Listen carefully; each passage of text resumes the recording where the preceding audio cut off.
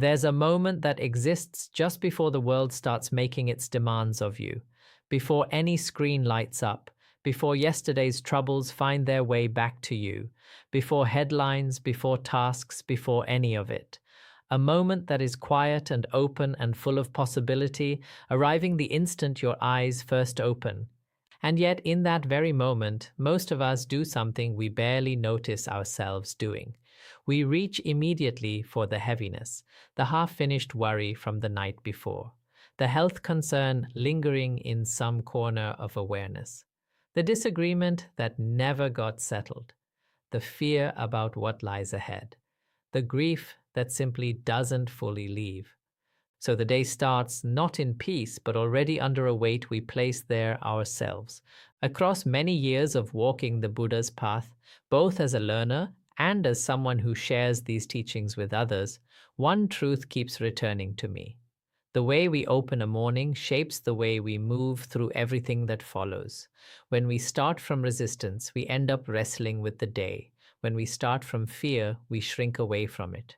When we start having forgotten who we are, what we've lived through, and what's still possible for us, the hours that follow tend to feel hollow. But when we start with a handful of honest words, words of truth, of intention, of remembering, something inside begins to loosen and open. What follows are 6 phrases you can offer yourself each morning. They aren't meant as a performance, and they're not about pretending things are fine when they aren't. Think of them instead as a gentle homecoming, a way of returning to what's real and to the goodness that already lives inside you. These words come from the Dharma, the Buddha's teachings, though you don't need to follow any particular tradition to let them reach you. All that's needed is honesty and a willingness to try. Stay through all 6, the final one may turn out to matter the most. The first phrase is this: today I am still here, and that is enough.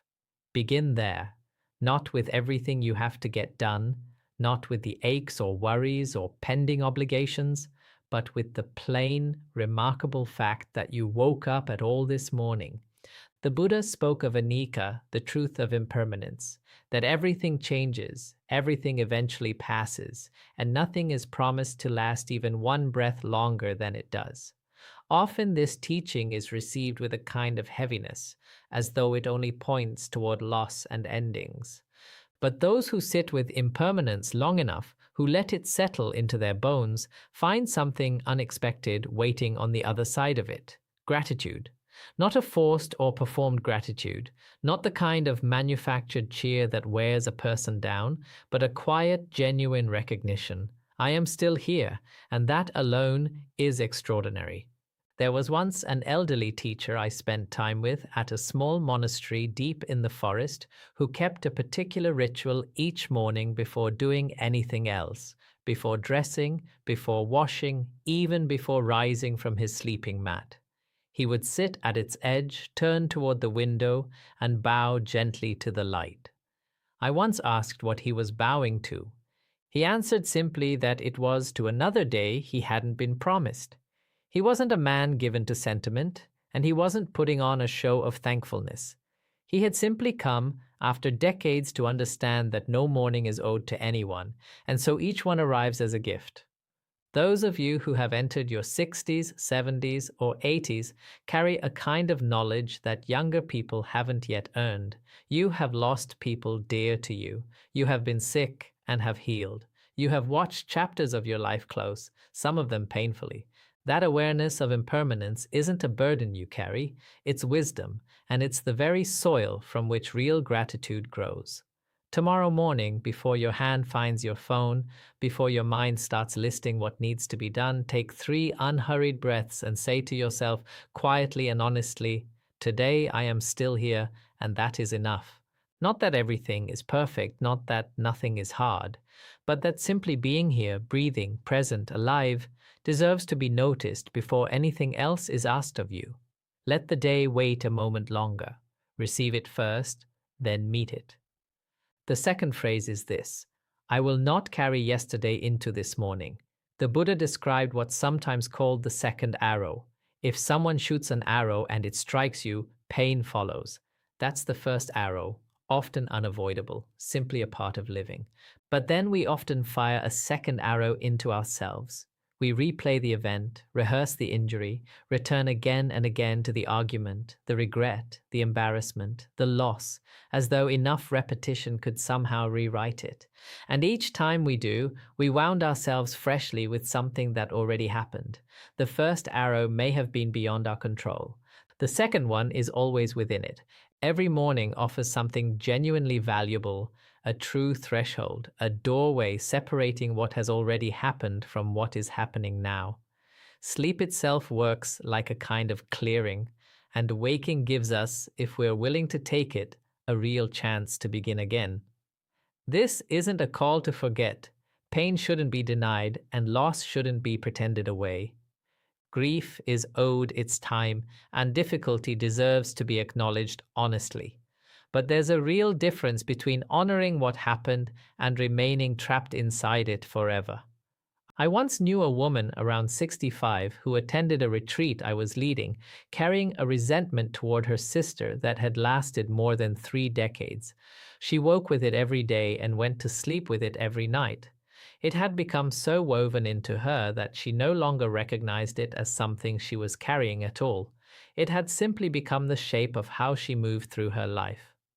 On the third morning of the retreat, during a period of walking meditation, she broke down in tears.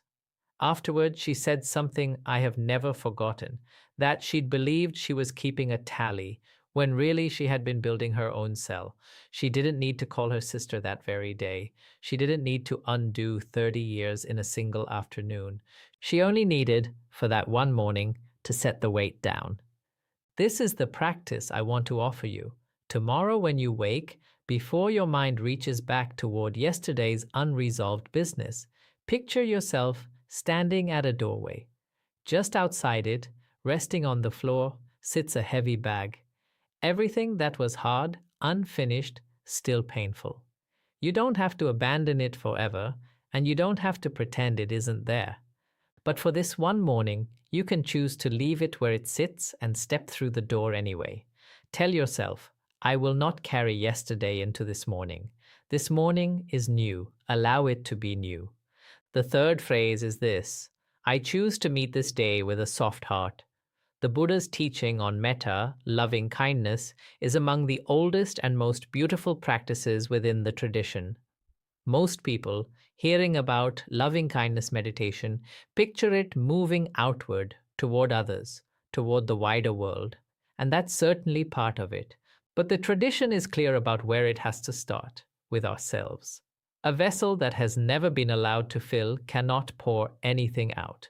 So many of us, especially those who've spent decades caring for others, raising children, building careers, weathering losses, have quietly forgotten that we too deserve gentleness, that we too are worthy of a tenderness turned inward. My own teacher, a man of remarkable stillness, had a small habit I watched for years before I truly understood its meaning.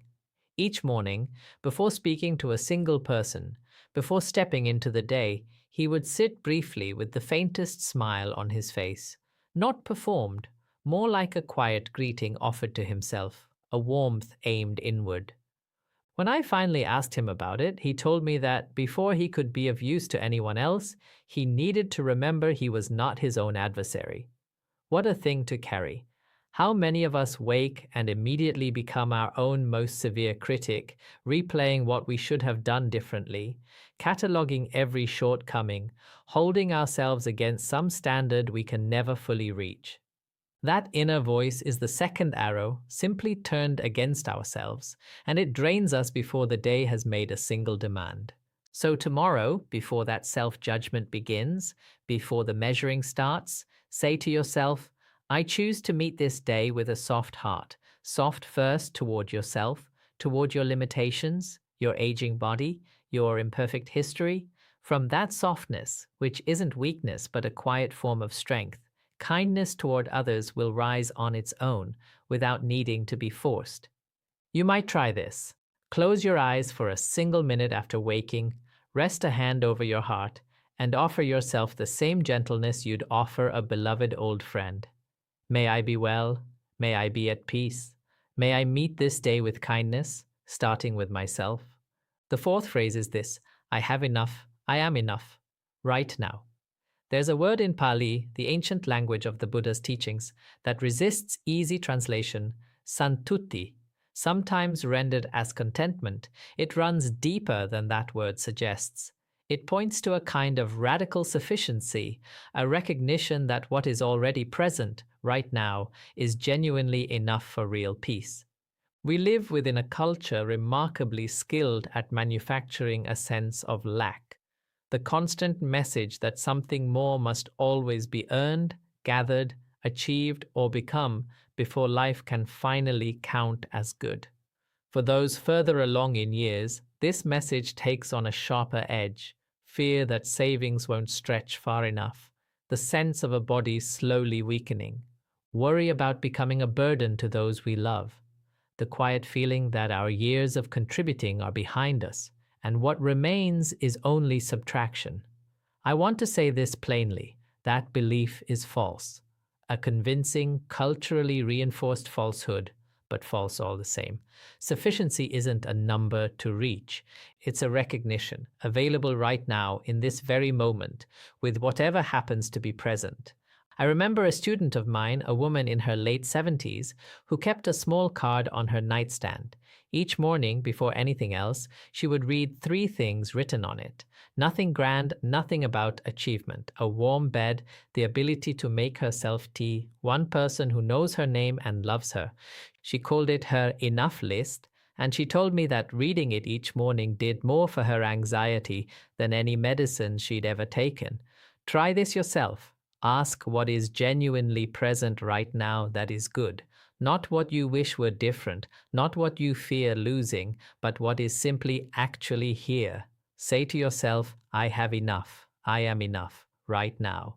Not as denial of real difficulty, but as a gentle correction to the voice that insists peace is always located somewhere further down the road than where you currently stand. Peace is here, enough is here. You are here. The fifth phrase is this: whatever comes, I will not be swept away. The Buddha spoke often of Upekkha, equanimity, one of the 4 great qualities of an awakened heart, alongside loving kindness, compassion, and shared joy. Equanimity is sometimes mistaken for emotional distance, a kind of coldness or detachment from life, but that's not its meaning at all. Someone who has truly cultivated equanimity feels everything fully: joy and sorrow, gain and loss, pleasure and pain. None of it is numbed or avoided. What's different is that they aren't carried away by it. There's an image from the tradition I've always loved. Picture a vast ocean. On its surface, waves rise and fall, sometimes gentle, sometimes violent, with storms passing through constantly. But far beneath that surface, in the deep water, there is total stillness, untouched by the waves above, undisturbed by the storms. Equanimity is that depth. It isn't the absence of waves, it's the discovery of a stillness the waves can never reach. I once sat through a fierce thunderstorm inside a small wooden meditation hall up in the mountains. Several of the people there were visibly afraid. The structure shook.